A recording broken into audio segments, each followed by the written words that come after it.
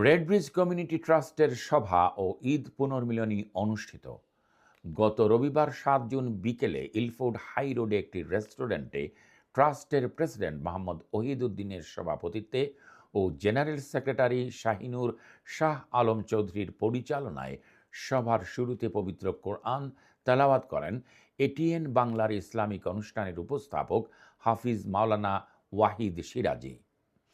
তারপরে স্বাগত ও সবাইকে ঈদের শুভেচ্ছা জানিয়ে বক্তব্য রাখেন LB24-এর head of news Misbah Jamal.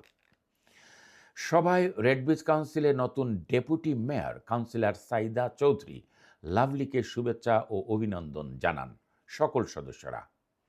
ট্রাস্টের বিপুল সংখ্যক সদস্য যোগ দেন ও কমিউনিটি সেবা ও ভ্রাতৃত্ব বন্ধনের জন্য প্রতি সদস্যদের আহ্বান জানানো হয়েছে, যাতে নিজ নিজ পরিবারের সদস্য, বিশেষ করে নতুন প্রজন্মের ছেলে মেয়েদের কীভাবে উৎসাহ জুগিয়ে জড়িত রাখা যায় তার উপর গুরুত্ব দেয়া হয়। এই লক্ষ্য নিয়ে প্রতিবারের মতো সামার ট্রিপ ও স্টুডেন্ট অ্যাওয়ার্ড অনুষ্ঠান করার উপর জোর দেয়া হয়।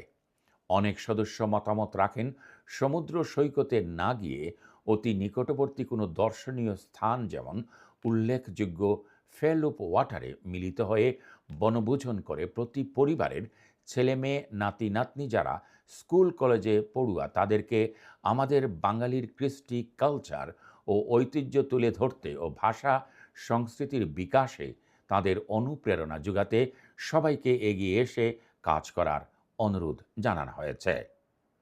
এইসব বিষয়কে প্রাধান্য দিয়ে বক্তব্য ও মতামত তুলে ধরেন রেড ব্রিজ কমিউনিটি ট্রাস্টের ভাইস প্রেসিডেন্ট আফসার হোসেন এনাম, মোহাম্মদ ফারুক উদ্দিন, ডাক্তার সৈয়দ মাসুক আহমেদ, ট্রেজারার এনামুল হক এনাম, আলীন আহমেদ চৌধুরী, আবু তারেক চৌধুরী, নিয়া চৌধুরী সুবন, হেলাল চৌধুরী, মোহাম্মদ সুমন চৌধুরী, মোহাম্মদ আমিন, কামরুল হোসেন দেলোয়ার, রেজাউল করিম রাজু প্রমুখ।